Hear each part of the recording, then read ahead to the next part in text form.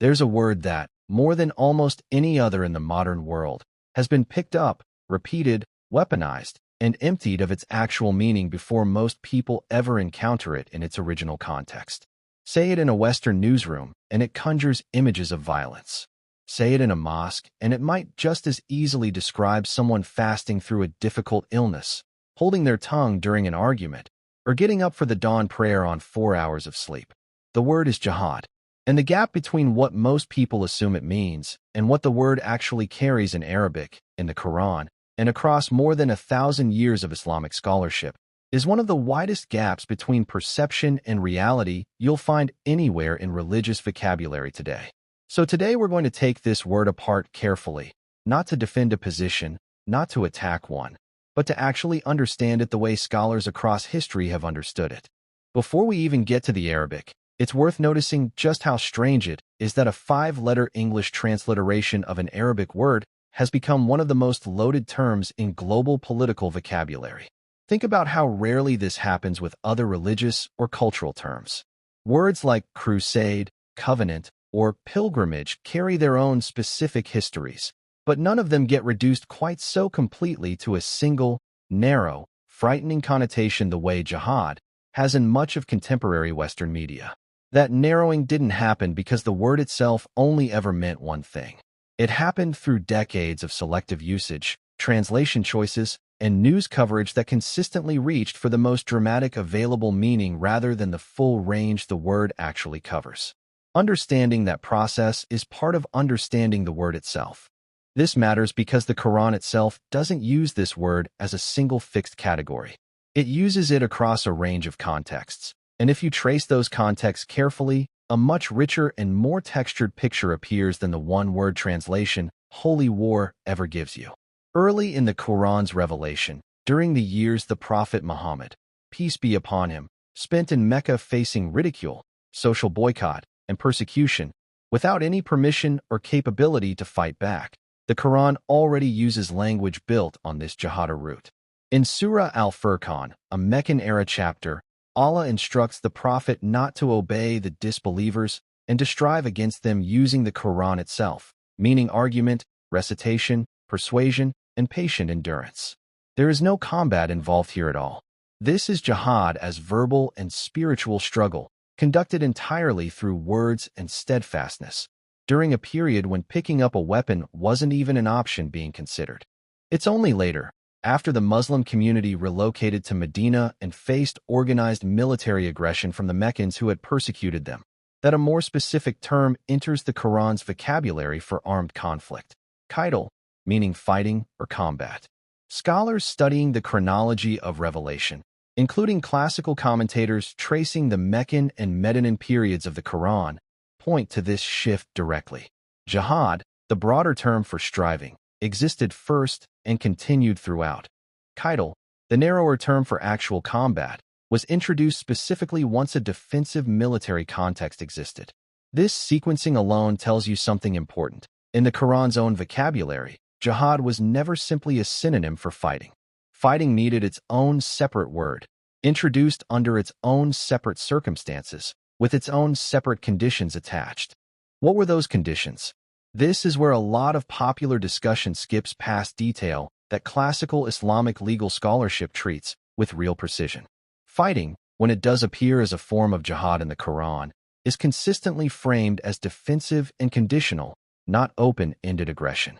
In Surah Al-Baqarah, permission to fight is granted specifically to those who have been wronged and expelled from their homes unjustly, and in the same breath the Quran adds a clear limit. Do not transgress, for Allah does not love transgressors. Classical jurists built extensive legal frameworks, rules about not harming civilians, not destroying crops or places of worship, not killing those who haven't taken up arms, and ending hostilities the moment an enemy seeks peace, all rooted in this conditional, defensive framing rather than treating combat as a blanket category triggered by mere disagreement in belief. Now, here's where the conversation usually gets more complicated, and where intellectual honesty actually matters more than easy comfort.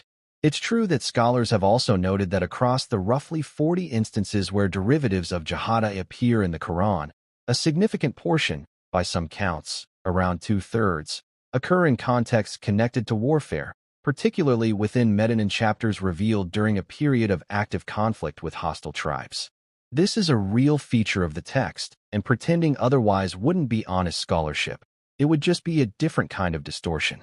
But noticing that a word appears often in military contexts is different from concluding that the word means combat by default. A doctor might use the word intervention most often in surgical contexts, but that doesn't mean intervention means surgery. It means surgery is one of many things the broader concept can refer to, and in this particular set of historical circumstances, it happened to come up frequently. Context determined which dimension of striving was being activated at any given moment: verbal, financial, emotional, or, under specific defensive conditions, military. This brings us to one of the most famous and most debated sayings attached to this topic. There's a widely circulated hadith in which the Prophet, peace be upon him, is said to have returned from a military expedition and told his companions, "We have returned from the lesser jihad to the greater jihad," identifying the greater jihad as the internal struggle against one's own soul, one's own base desires. This saying gave rise to the famous distinction scholars still use today: al-jihad al-askar, the lesser jihad of external struggle, and al-jihad al-akbar, the greater jihad of internal struggle against the self. It's worth being upfront here. Several respected scholars of hadith authentication, including the great hadith critic Ibn Hajar al-Asqalani, considered the chain of transmission for this particular saying to be weak. That's a real scholarly caveat, and a channel trying to be honest with you should say so rather than pretend the saying carries the same documented certainty as something recorded in Bukhari or Muslim. But here's what's important. Even setting that specific saying aside, the underlying concept of an internal, spiritual struggle as the foundation of jihad doesn't depend on that one hadith alone. It runs through the broader Islamic legal and spiritual tradition independently. The influential scholar Ibn Qayyim al-Jawziyya described jihad as a struggle against four distinct opponents: one's own lower self, Satan, open disbelievers, and hypocrites, placing the struggle against the self first in that list, not last. His teacher, the equally influential scholar Ibn Taymiyyah, went even further, writing that struggle against one's own soul and desires is the very foundation that any other form of jihad rests on, because, in his reasoning, a person who hasn't first confronted their own ego and impulses has no real standing to confront anyone else's. These aren't fringe, modern, apologetic reinterpretations invented to sound better in a Western news cycle. These are foundational figures in classical Sunni legal and theological scholarship, writing centuries before anyone needed to explain this word to an English-speaking audience.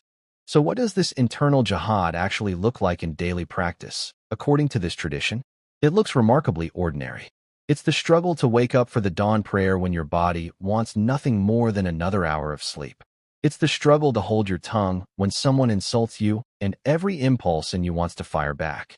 It's the struggle to give in charity when your own finances feel tight enough that generosity seems irresponsible. It's the struggle to fast through hunger and thirst, day after day, purely because you've committed to a boundary no one else is checking. None of this looks anything like combat. All of it falls squarely under the umbrella the word jihad was always built to describe: sincere, sustained effort toward what's right, even when, especially when, the easier path runs in the opposite direction. There's also a third category that often gets lost entirely in popular conversation: jihad through speech, knowledge, and example, sometimes called jihad al-kalam, the struggle of the pen, or simply understood as part of jihad al-lisan, the struggle of the tongue.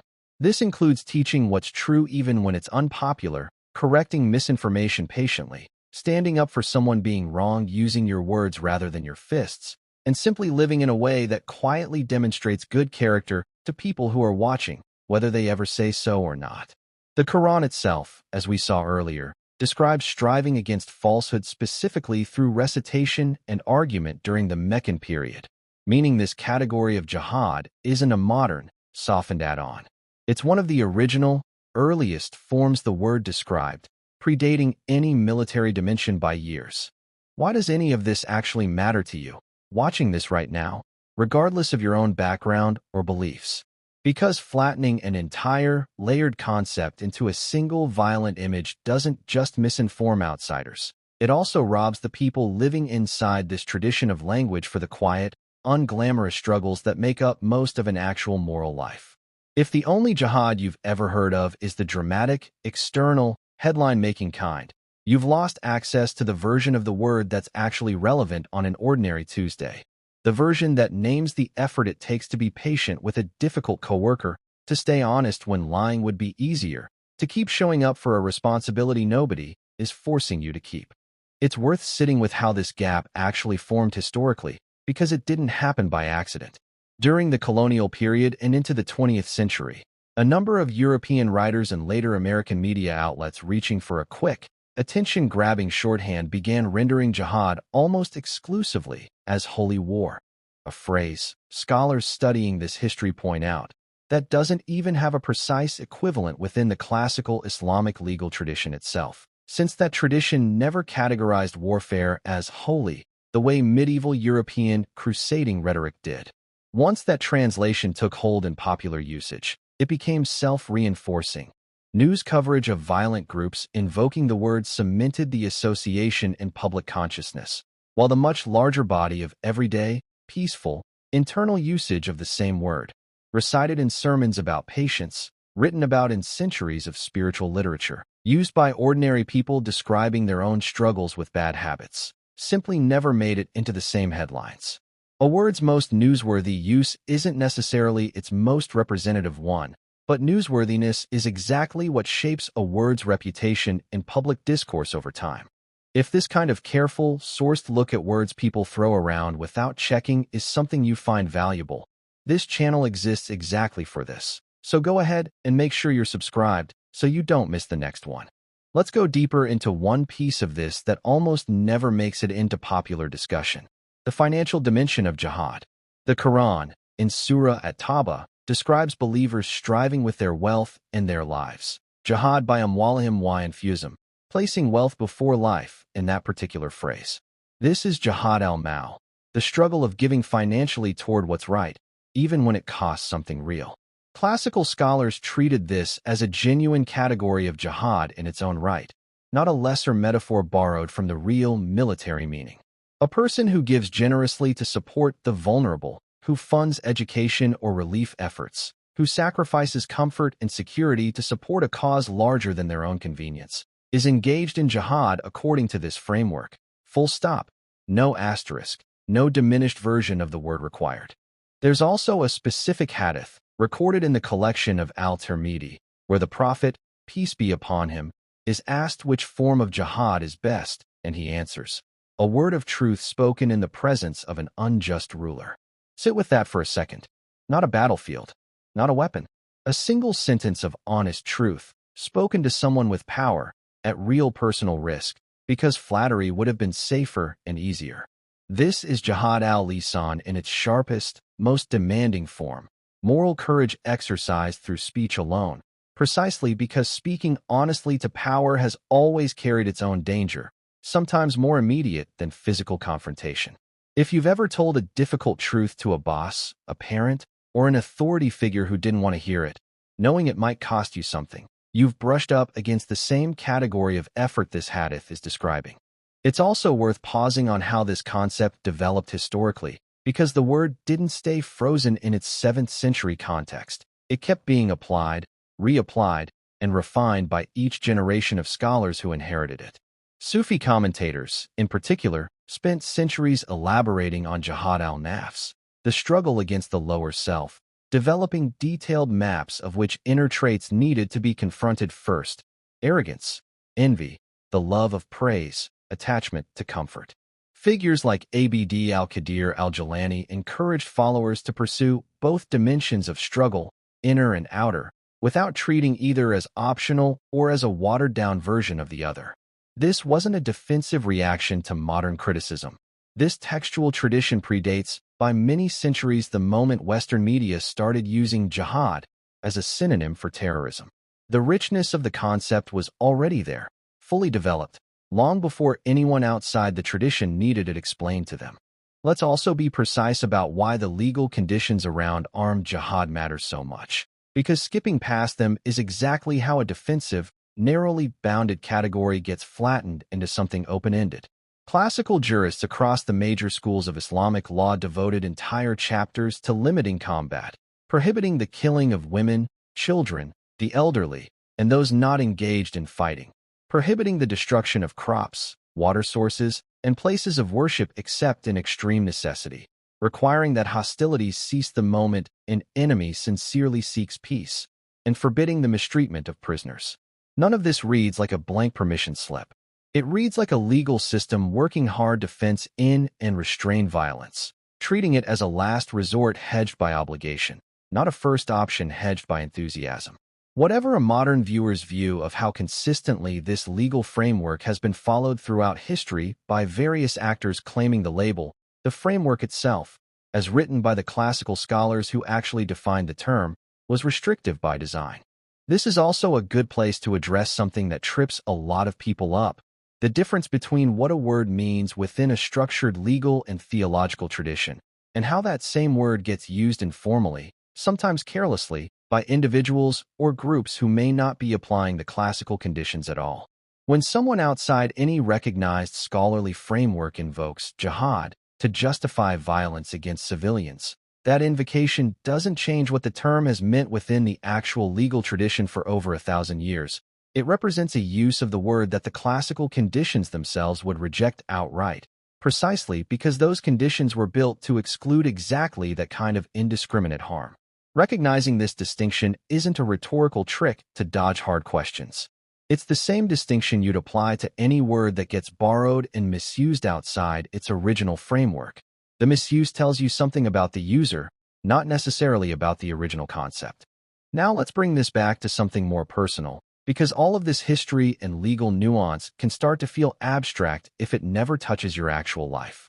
Think about the last time you faced a moment that called for real internal effort. Not a dramatic, external battle, but a quiet one, entirely inside yourself. Maybe it was choosing not to respond to an insult with an insult of your own. Maybe it was forcing yourself to keep a promise that had become inconvenient. Maybe it was simply getting back up after failing at something and trying again instead of giving up.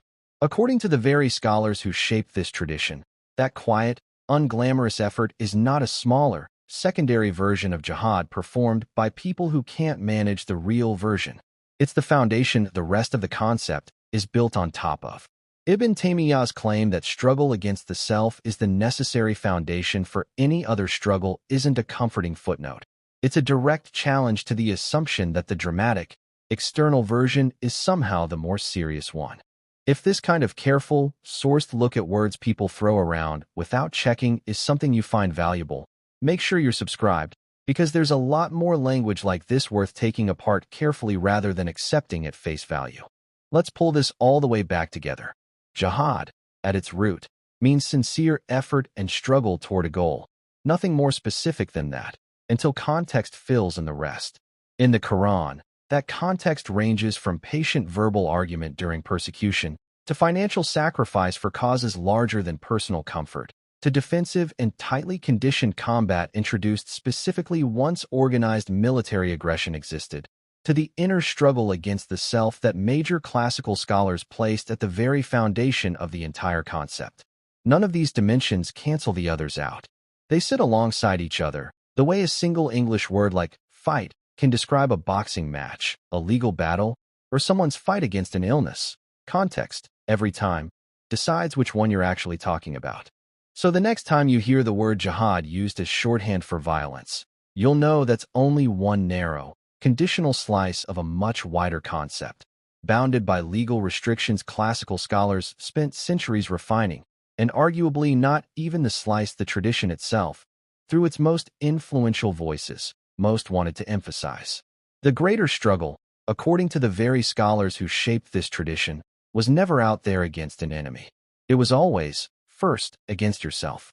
And maybe that's the most useful thing to carry away from all of this, whatever you personally believe. The most demanding, most consistent struggle any of us actually face isn't out in the world against someone else. It's the quiet one that starts again every morning, against our own impulses, our own shortcuts, our own excuses, the one nobody else ever sees, and the one that, according to this entire tradition, was always considered the harder fight to win. And Allah knows best.